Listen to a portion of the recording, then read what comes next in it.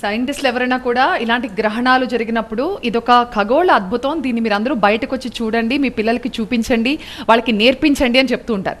మరి ఇప్పుడు సూర్యగ్రహణం చూసేటప్పుడు కొన్ని స్పెషల్ ఎక్విప్మెంట్తో చూడమని చెప్తూ ఉంటారు, లైక్ కొన్ని షేడ్స్ గ్లాసెస్ పెట్టుకుని చూడమంటారు. బట్ చంద్రగ్రహణం విషయానికి వస్తే ఇలాంటి పెద్దగా రూల్స్ ఏం చెప్పరు. ఇవాళ చంద్రగ్రహాన్ని నేకడైతే చూడొచ్చా అండి? చూడొచ్చు.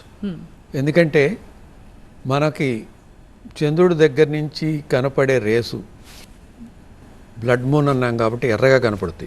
అది రిఫ్లెక్టెడ్ రేస్, డైరెక్ట్ రేస్ కాదు. అందువలన ఆ రిఫ్లెక్టెడ్ రేస్లో ఎటువంటి హానికరమైన కిరణాలు ఉండవు. కాబట్టి బయటకు వచ్చి నిర్భయంగా గ్రహణకాలం ప్రారంభం నుంచి విడిచే వరకు అందరూ వీక్షించవచ్చు.